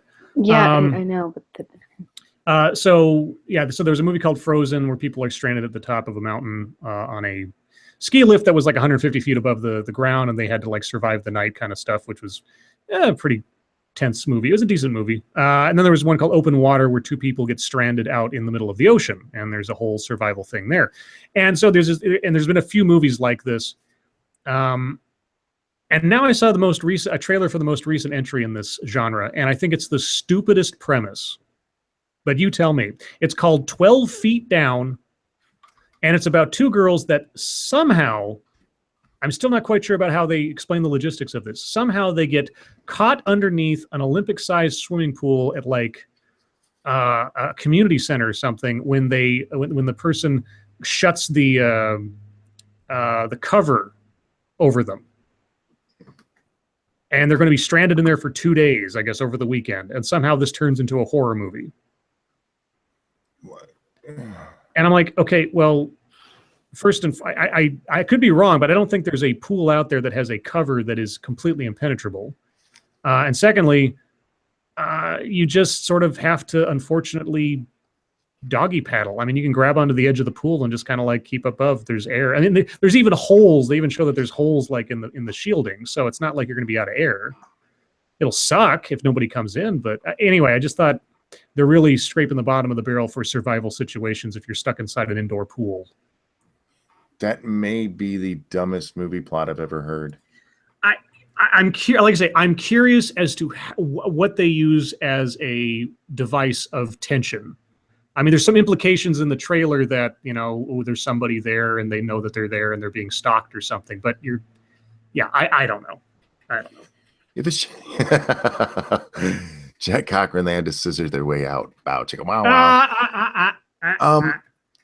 Yeah, because I mean, like if you're falling asleep, just finger the other girl. That'll wake you up. You'll be fine. Falcon Millennial Scribe. Yes, there are. Yes, there are what? I don't know. Oh, you mean covers to pools that are impenetrable? Okay, well, I'll accept that. You know, I'll even accept that. I don't see how that turns into a horror movie or a survival film. Lady Monkey. Stuck inside an indoor pool. Happened to my sim once or twice. Yeah, mine too. Because that used to be the easiest way to kill those little bastards. Well, there's a deep topic for you, just for the hell of it. Sense. I mean, we're all movie fans of one kind or another. We like the dark stuff. What is with the current state of horror movies? I mean, there have been a few standouts lately, but for the most part, it's been kind of like jump scare city. Well, the whole horror genre basically goes in waves like that. I mean, it used to be your slasher flicks, then you had your horror monsters, Freddy, Jason, and then came the jump scare. Yeah. We talked about the Saw movies a couple nights ago, but yeah, you know, I keep you know, this just shows my my aversion to a lot of horror movies lately because I keep expecting them to be lousy. But I keep hearing good things about The Conjuring and things like that. I have never seen The Conjuring. Is it any good? Anybody in chat? I mean, I'm not necessarily going to trust your opinion, but I'm just curious if people think The Conjuring's any good or stuff like that because. I keep, you know, little boutique horror movies I hear are pretty good lately, but at the same time, it's like, I want an Exorcist again. I want something that's just atmospherically scary and not gore scary. I mean, Babadook was decent, sort of, because it was weird, but all the same. Adam R. asked what came before slasher flicks. That was porn with no shaving. You had haunted house and ghost story movies. You had things like The Exorcist. You had things like The Omen. You had some decent like The Omen. Yeah, the first Omen's decent. The sequels are kind of dumb, but you know the remake was a waste of time. But then most remakes are. I haven't even seen the remake. A lot of the horror movies were sort of like religiously based or scary monster based. And not scary monster like slash. I mean, they were effectively slasher movies where you had like the monster that would like, you know, kill people, but it wasn't the Michael Myers. It wasn't the Jason Voorhees kind of thing to that point. I just don't think for me, jump scare movies are the best because I don't get scared by much of this stuff. It just doesn't do anything to me. Jump scare movies make me jump. Yeah, where like gore just makes me go, oh fuck, turn that off. I don't need to see a bunch of blood and guts. I don't mind gore, which is why I don't mind. I mean, I get that they're not like as masterful as the first one, anywhere near so, but I don't mind the Saw movies. I actually kind of like them, because the gore doesn't bother me. But well, But like, if it's real, I'm incredibly jumpy. It's really easy to get me to jump. So like, if in real life you make me jump, like that's just like, good job, you did Oxygen. I'll jump over anything, but still. Cryptic, thank you so much. The Pussy Coin Lady was still alive as of 2005. I saw her show. It was in Okinawa, and she also cuts bananas and does live snakes. Oh, I saw that live my first month stationed there as a Marine. oh, That's an experience. That's something that is going to be with you your whole life. Now, see, I like horror movies that go to the least amount of effort to make me feel the most uncomfortable. I really appreciate a filmmaker who can set the atmosphere and the situation to a point where you don't need a jump scare, you don't need blood and gore. It's just the circumstances of the moment that make it as creepy as possible. For example, and this isn't a horror movie per se, but just an example of what I mean: the car ride between Spider-Man and the Vulture. Oh yeah. Okay, it's situational. You've established the characters, or the protagonist versus the antagonist, whatever it is. You're not doing anything. Nothing is happening, but you've crafted the situation in such a way that it just pulses with emotion and tension. Those kind of scenes, those kind of movies that can maintain that without having to do a lot of heavy lifting, I appreciate those more than I do a slasher movie, at least for the sake of horror. I mean, there's different kinds of horror. I like a slasher movie, depending on who it is and what the premise is and all that fun stuff. But it's really the stuff like Exorcist, like Omen, like what was I thinking of before? I think it was The Possession or whatever, way old, like 70s movie. Movies that didn't, through implication, through the off-screen stuff, through a lack of music. That's the other thing that really bugs me about horror movies. They always pump too much music into the scene. There is so much power in silence. I wish more directors understood that. One of my favorite horror movies, and I realize this isn't actual horror, but was not Scary Movie. God damn it, I've lost it. What was the movie Scary Movie based on? Scream. Yeah, Scream. Thank you. I like the original Scream. The second one was good. The third one was dog shit. But the first Scream is one of my favorite movies. One, because they are making fun of the genre. Mm-hmm. It doesn't take itself seriously, yet it still takes itself seriously. And that's one of the things I fucking love about that movie. And it does have jump scares in it. Mm-hmm. But for me, I think I've told you this before, Scribe. Monsters don't scare me. No. Jason, Freddy, they don't scare me. Real people scare me. Mm-hmm. And the fact that this is all done by a slasher, a person who's just killing people randomly for the scare of it. I really like movies like that. Yeah, I think that movie, Scream 1, not the sequels, but Scream 1 has the advantage of having been directed by a guy who's making fun of himself while also making a horror movie. Because Wes Craven, yes, you want to talk about movies that are disturbing as hell. You go back to Last House on the Left, The Hills Have Eyes. Even though the clothing and some of the are dated, the situations and the atmosphere that he was able to create in those older movies. His later work, kind of got tired out. But when he was young and full of piss and vinegar, First Nightmare on Elm Street, Hills Have these. I mean, just great movies. But yeah, but Scream was sort of like, I think his love letter to both the fans and himself of like, I'm trying to show, and then really a lot of genres go through that evolution where at some point they have to start poking fun at themselves just to survive, or else it becomes cliche. If you're not willing to take a tongue-in-cheek direction at your own genre and you take yourself too seriously, then you start losing an audience. I think that's going to happen sooner rather than later with the superhero genre, the way that they're inundating the market with it. But that's a different topic. That's a different conversation. Zenith said, so that's why Scary Movie was shit. It's really hard to parody something that already doesn't take itself seriously.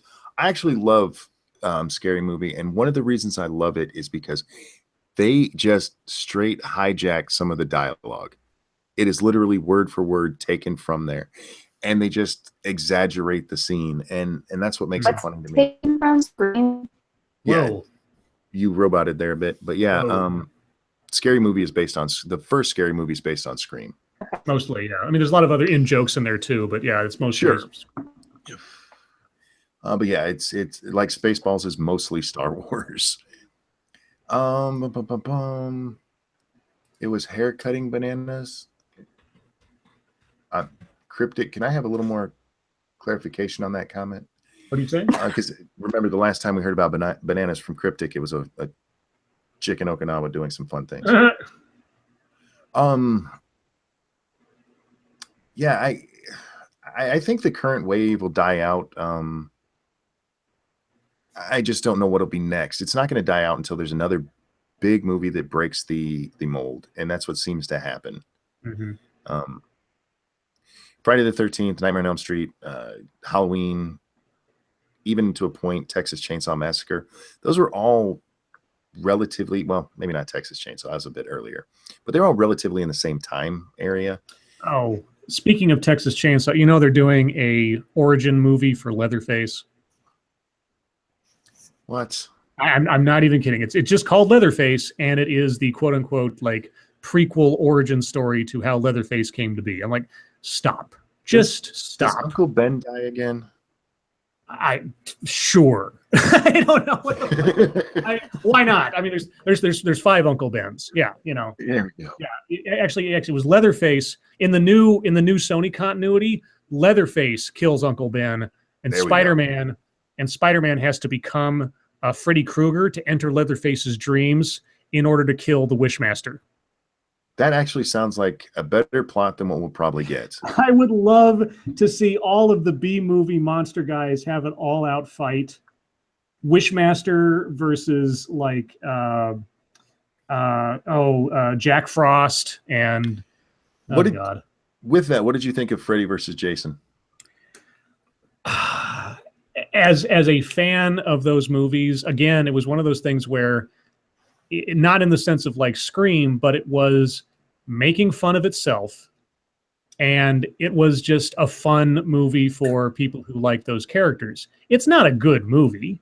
It's not going to win any awards. It's entertaining for people that appreciate the fact that they finally decided to do that. I always wanted to have a sequel where it was like Leatherface versus Michael Myers. I just wanted to see them keep doing that. Because like I say, if they turned that into a series, it could have then led to a revitalization of the slasher film when somebody tries to like say, okay, those are funny. Now it's time for something new because all the air has been taken out of these characters to this point. Not that they're bad characters, but they've had their day. They're done. But we've seen a Nightmare on Elm Street remake. They're going to make another Nightmare on Elm Street remake from what I hear. They're revitalizing Leatherface. It's just like, oh God, come up with something new. Seriously. We understand that they're movie monsters that are just going to keep coming back. Give us a new name, a new origin. Yeah. I don't need a new origin story for an old monster. I mean, Saw was like the last new one they came up with that actually, at least succeeded for a while. At least that character, Jigsaw, even though the movie isn't named Jigsaw, it's called Saw. But I mean, at least Jigsaw was a new kind of monster or a movie monster in a way. I'm actually going to open it up to chat early here, if you guys don't mind, unless you had anything else on the subject of what's going on with horror movies. No, Okay. Chat. Guess what, guys? It's time for you. This is the portion of the show where we didn't come up with anything else to talk about, so we let you tell us what to talk about. Questions, comments, concerns, throw them out there. Hi, Mara. We'll do our best to get to all the questions. Please don't be offended if we don't answer. Chat does go by fast sometimes, and feel free to ask again if we missed one. Scribe Light, did you see the Leprechaun movies? Yes, I saw at least 2 of them. I didn't see Leprechaun in Space or Leprechaun in the Hood. I did see the first 2. The fact that Jennifer Aniston was in the first one is the most notable thing about the first one, and the fact that the Leprechaun was played by the guy who he was Wicket in Star Wars. I suddenly forget his name. Oh, but, I never remember his name. I just call him Wicket. I know. It's awful. I should know this by heart by now. But anyway, they're entertaining for what they were. Let me put it that way. Inquisitor 8.1 says Ranting Monkey PG-13 is what went wrong with horror movies. I would argue that is what went wrong with most movies.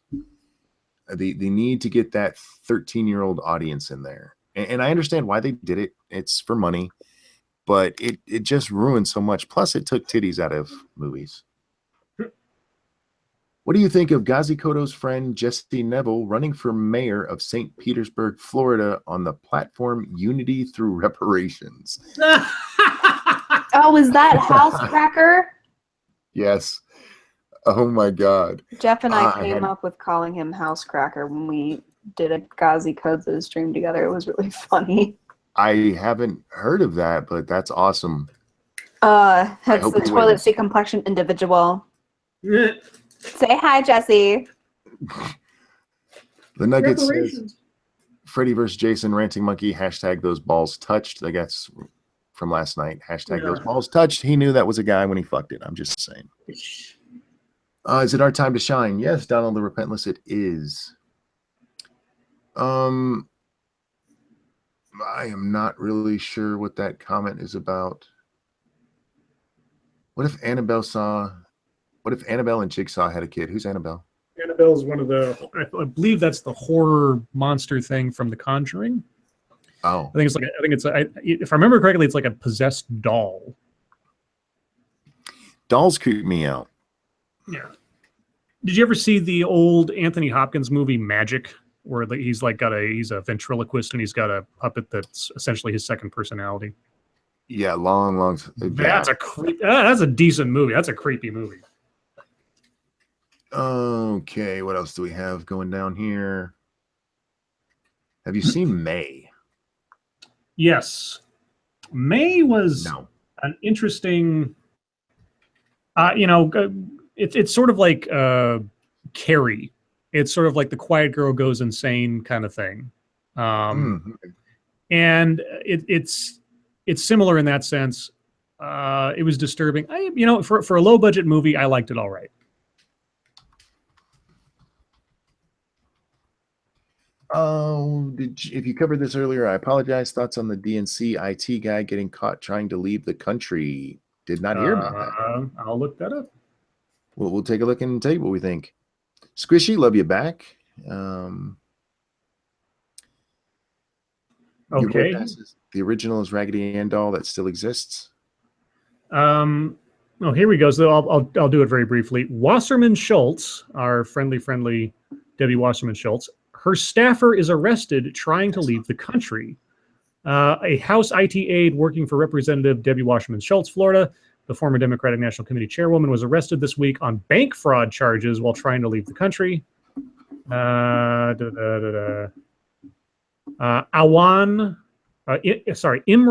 Awan, that's the guy's name, who worked for many House Democrats and was employed by Wasserman Schultz, was allegedly at the center of a scheme that involved double charging the House for IT equipment and may also have exposed House information online. Oh. Nice. A spokesperson for Wasserman Schultz said that Awan had been fired on Tuesday. Yeah, there's some other stuff in there, but I'm not going to read the whole thing for time. I'll put a link in the description for people. Thank you, Cryptic. I'm sorry most people had it make them hate clowns. My ass got scared of clowns because of killer clowns from outer space. I hate clowns because we had 2 clown pictures hanging on the wall growing up, and they were creepy as fuck.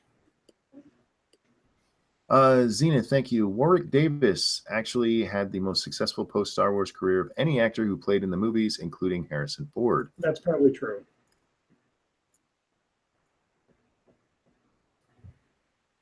Okay. What else do we have here? Especially since he was Willow. Yeah, Willow. Which your boy Pat pointed out. Yes. Willow. I wish I know you're not a fan of remakes, but I wish they would remake that because it doesn't hold up well. And it doesn't hold up well because of the blue screen. Yeah, there's a lot of it that's just like, Yeah, I would like to see another successful epic fantasy movie. A good one, not some takeoff like Your Highness or some bullshit like that, but actually, Not a Lord of the Rings, just Not a something Lord of the new. Rings, but something. Yeah, I mean something basic. I don't know. It'd be nice. Devil Eye says, Ranting Monkey, I apologize if I keep repeating this, but I really want to know what you guys think of Dawkins getting canned out of Berkeley for his, quote, Oh yeah. hateful Muslim rhetoric. I don't know. Yeah, so Richard Dawkins got Nice. deplatformed out of a conference because of some, I believe, Twitter comments or other rhetoric he talked about in opposition to Islam. I think Well, that's is that crap why he given. tweeted out like I'm pretty like sorry, a religion if like good lord, what am I trying to say? He tweeted something about the religion like pushing for other people being murdered, so you know. Well, I think it's pretty shit because he shit all over Christianity with no repercussions. That's a horrible double standard. And Christianity at this point in our history is nowhere near as vile as fucking Islam is.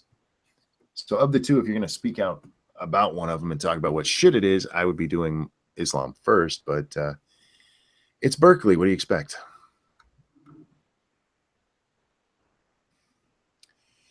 What if traps seduce traps? Double gay? I feel like a banana. Thank you, Oxy. Jesus. They're only gay for the time they're together.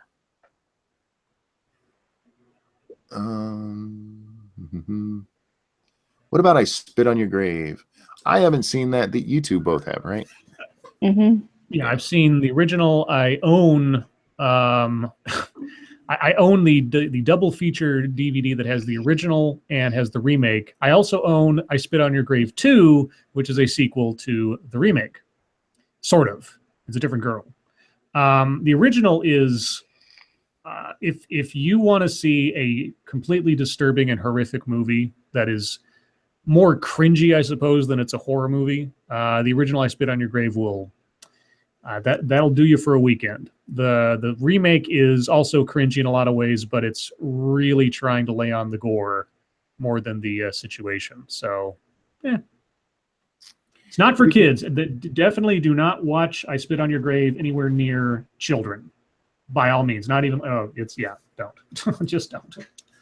What do you think of the Halloween remakes? I don't like remakes. I don't mind all the sequels they made. Adam R., who is the blue He-Man? Well, that was Faker. Don't you remember Faker? He had the orange hair and the blue skin, and he was like the evil clone. He was like the Bizarro of to He-Man's Superman. Faker. I remember that. I don't even need to look that up because I'm such a fucking nerd. What's better, exploitation movies or horror movies? In some cases, they're the same thing. Could be. Back in the 70s, it was all about titties. Don't let anybody tell you any different. But horror movies definitely, because exploitation films can be funny, but not if you take them seriously. It depends. You mean blaxploitation? Because I would Shaft, and Foxy Brown, man. Bullshit. Which they're turning into a TV series. Yeah. Have you ever cleared? God damn it. There we go. Have you ever cleared up at pool from the break? I don't. Oh. No, I have not. Yeah. You're talking about billiards. I know what you're talking about. Yes, billiards. No, I have not.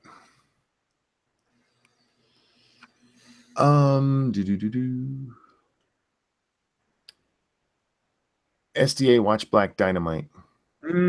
Yes, Black Dynamite is funny. It's a little bit too long, but it's hilarious.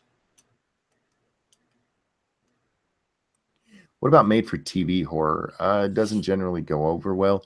It has to be on cable. Made for TV horror. Yeah, it's cable. I mean, I liked The Stand. The Stand was kind of made for TV horror back in the day. But otherwise, and it was also a TV movie before it was what's going to be like the big box office thing now. So there have been some memorable TV horror movies, just not that many.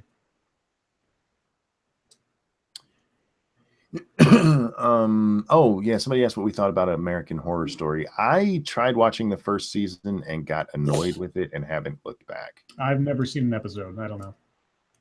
I know a lot of people like it. I know my gay friends love it as soon as that No Talent bitch started acting. I forget Lady her name. Gaga. Yeah, thank you. Gaga. What sort of afterlife do you guys prefer? I prefer JD's vision of the afterlife from Scrubs, where there's like clouds with lesbians on them. That's my preferred. What about you guys?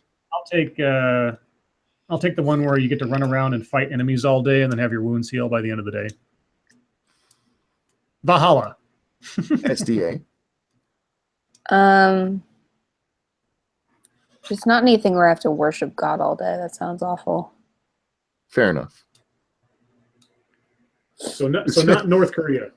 No, I remember being in like a super duper Christian school, and they were like, heaven is like being at church all day, every day. And those of us that were 8 years old were all like, oh my God, I got to go fuck some bitches. This is awful. Well, that reminds me of something Stephen Fry said one time. He was getting a tour of like a Mormon church in Salt Lake City or something, and they talked about how heaven, when you get to heaven, you can see all your relatives again. And Stephen Fry said something like, oh, how awful, what an awful idea. Sounds like hell. Ranking Monkey Scribelight, what did you think of the Cube movies? The first one was excellent. The sequels were pointless. I don't remember that. It sounds really familiar. Let me look it up here. Yeah, Cube. So it was a sci-fi movie. It was sort of a 10 Little Indians kind of thing. And it was just a brilliant use of a single set used over and over again to great effect. And it was all really character-based and situational-based. And at the time, I thought it was a brilliant use of editing and, just setting. Sort of like the first Saw movie. You got two guys in a room. In this situation, you had I think 8 people dwindling down over the course of time. And I mean, it was a single room they used over and over again to represent several different rooms, but that's the whole point. Yeah, I remember hearing about the movie, never watched it. Oh, you should give it a shot if you have a chance. It's good. Stay away from the sequels.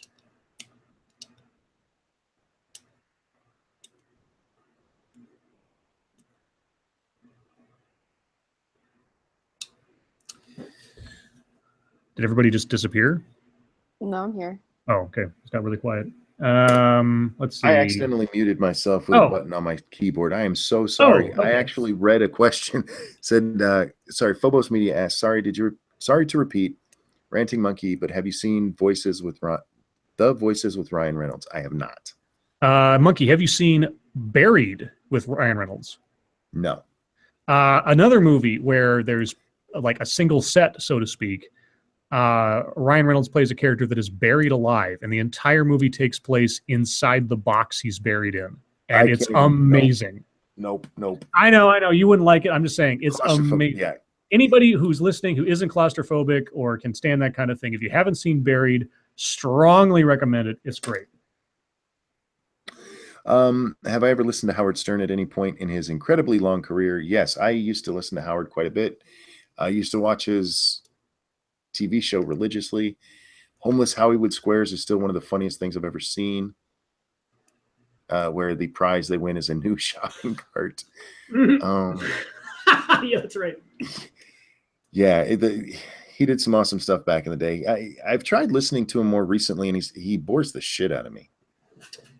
The interesting thing, if you can find it, it is a long listen, but if you're bored at work or something and you're not listening to us, I forget who it was, but a couple of people have collected the Artie Lang saga, in that they've collected all the clips of his descent into drug addiction all the way up through his suicide attempt.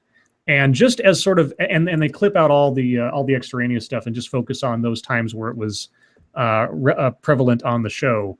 And just as sort of a stream of consciousness of one person's sort of career taking a nosedive, it's sort of a train wreck, can't turn away kind of situation. I find it morbidly interesting all the time, the couple times that I've listened to it.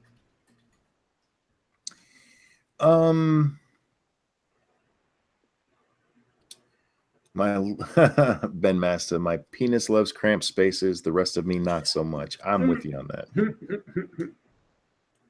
What do you guys think of the Kill Bill movies? I still haven't seen them. I'm not the biggest Tarantino fan. You guys? Like, Hello? as if I know what that is. Kill Bill? Yeah. Oh, Kill Bill Part 1 and 2. Their movie from mid-90s? Yeah. I don't remember when they're from. Yeah, I've seen both of them. They're okay. They're a bit over. I mean, it was all supposed to be one movie. He actually ended up having to split it, I think, against his will, essentially. But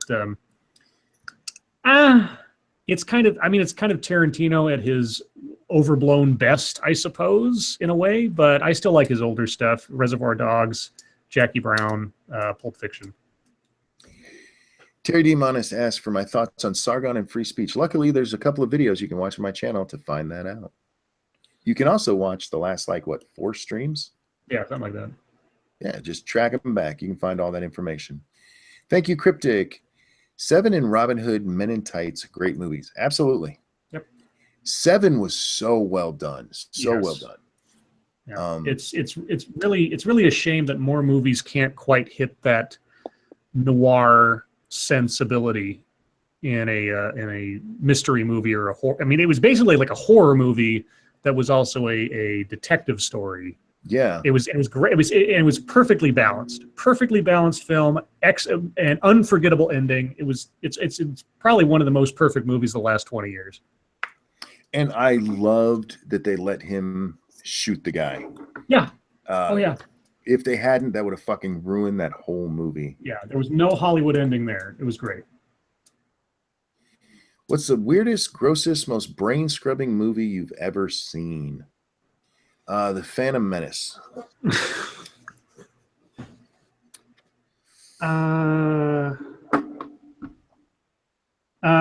the one that always makes me cringe, even when I think about it in hindsight, is probably Requiem for a Dream. I mean, it's a good movie, but God, does it make you feel bad at the end of it?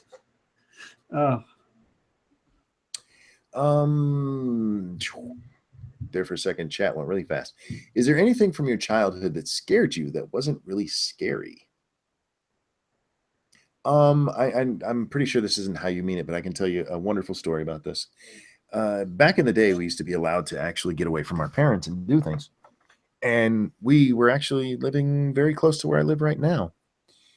And we lived at a farmhouse, and the closest store was like 2 miles away. And we were allowed to walk to it just down the road. And I'm walking down the road, like you do. And I see something in the road, and I think it's a snake. So I stop. And I stood there for about 15, 20 minutes, not moving because I didn't want that snake to come get me. And it wasn't until a truck came by and ran it over that I realized it was really rigid. And it was just the piece of piping from the side of somebody's car door that had fallen off. And it had landed in the street in a weird way, and the way the shadows hit it. But yeah, I was scared of that for 15 minutes. And clowns. You guys, anything? I can't think of anything. Well, Freddy Krueger. I mean, Freddy Krueger scared the shit out of me because the very first movie I ever saw was Dream Warriors. The Freddy Krueger movies. That was the first one I ever saw before. I had to go backwards to watch the other ones, but yeah, I don't find Freddy that scary now. Otherwise, like mundane things, I don't know. I was scared of the dark when I was really young, I guess. Yeah. Who would you like to? Oh, sorry. That was it. Who would you like to narrate your life? Liam Neeson. What'd you say, babe? I said Morgan Freeman. Oh, she said Morgan Freeman. That's a good one. I agree with Lady Monkey. I would like me to do it. I like my voice. Narcissist. That's all right. I'm cool with it. I'm gonna have Monkey narrate one of my books. Oh, there you go. The audiobook. Mm-hmm.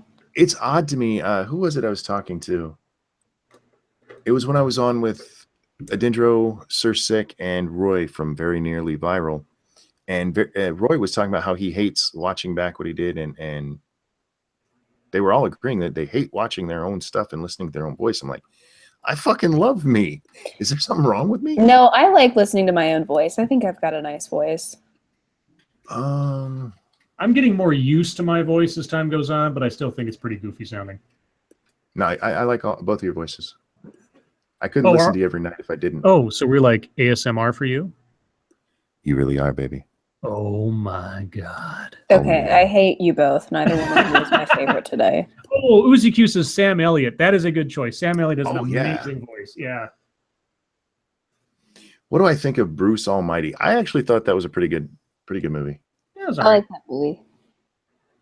The sequel was stupid. I liked the sequel. It had Wanda Sykes. Oh God. Oh, she's lost her damn mind. Yeah. Which is why she's amusing, because she's not even playing a character. Oh, Colleen Bernier asks, boxers, briefs, or commando? I have both boxers and briefs. If we're talking about like in public, yeah, boxers or brief. Commando, I almost never go commando in public because I don't want to do a cartwheel. Yes, I wear Do you wear boxer briefs. skirts? I've got a kilt. Yeah. No.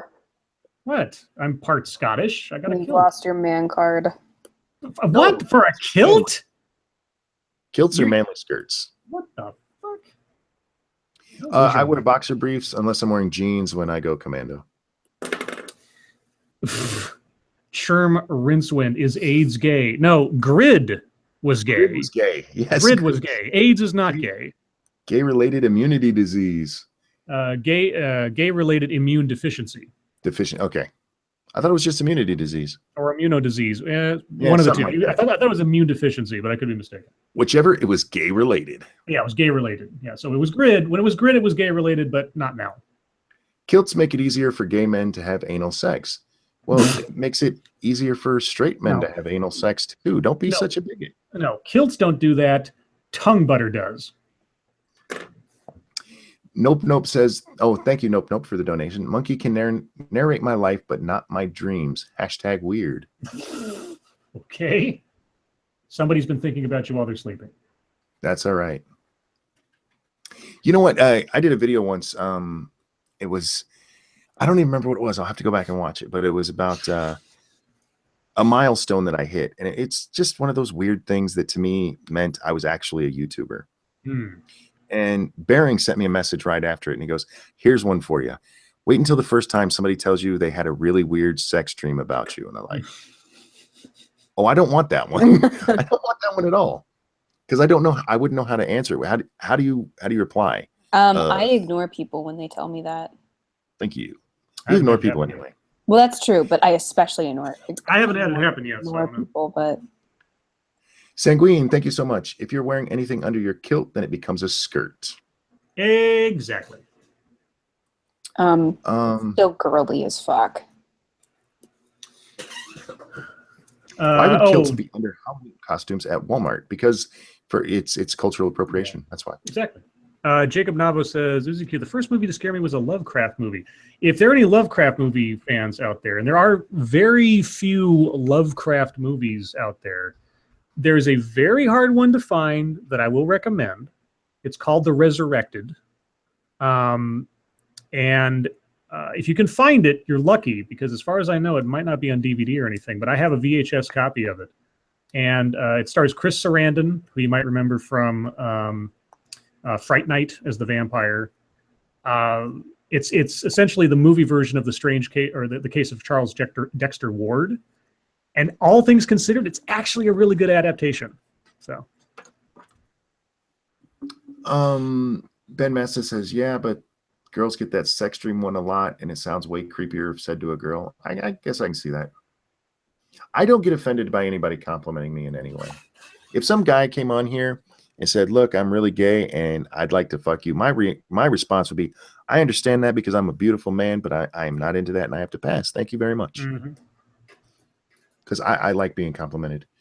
Falcon Millennial, skirts are only good on women. Very good. Dude, I have the biggest skirt fetish. I really do. I do. And it's simply because you can pull them fuckers right up and go to town. And does Lady Monkey fulfill this for you on a regular basis? Regular basis? No. Okay, well, you don't want to have too much birthday cake. It's got to be a special, Exactly. It's like Yeah, you don't want it to be a staple good. You want it to be a treat. Enough to keep me happy. Let me put it that way. There you go. And to be honest, I prefer long skirts because it just seems dirtier. Really? Yeah. What? I like legs. Yeah, it seems dirtier. If somebody's walking around in a skirt that barely covers their twat, that's not dirty. That's them asking for it. Jesus Christ. Rape culture much? I can't believe I said that out loud. But yeah, I like a long skirt because then it's more like you got to work for that shit. Is Scribe crying, having a seizure, or laughing? No, I was laughing while I was drinking water and trying not to like spit it all over the place. So having a seizure. Got it. Long skirts make you work for it. Thank you, Thomas Lindemann. I'm so bad at pronouncing names. I really should not be doing this job. So not the cheerleader pleated mini skirt, Punisher asked. No, I like that. Don't get me wrong. I like knee length. I like ankle length. I saw an Amish girl in Walmart today. It's like, damn. I like skirts. I like them all. I'm not skirt sexist. Skirtsist. Skirtsist. Monkey, and you thought I made it weird. Hey, it's okay. If you hang around long enough, I will say something that will make you cringe. Like she's asking for it? Yes, exactly. Speaking of which, Rincewind said I was going to make a rape joke, but I thought it would sound forced. I see what you did there. I was telling my mom rape jokes the other day, and she was not a fan. Terry Diamandis asks, do you like big butts? Also, are you able to lie? I like big butts. Ew. What? That's I don't want no flat white girl butt. It's not like a flat, but there's like a point where like a big butt is just like, stop it. Oh, yeah. You don't want a fucking, not something that's going to smother you. Everything in proportion. Yeah. Mostly. Like a nicely proportioned behind.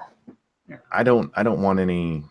I don't want a flat butts. Piss me off. If a girl has a butt like mine, I mean, I don't hate you for it. It's your genetics. But would you go to a cult meeting? I've been to church before. Yeah, I would actually go to one. As long as it wasn't one of those ones where you can't ever get out. But I'd go to listen. Sure. I'd make sure people knew where I was. I wouldn't drink the Kool-Aid. What did Inquisitor say? I missed it, but it made my wife make noise.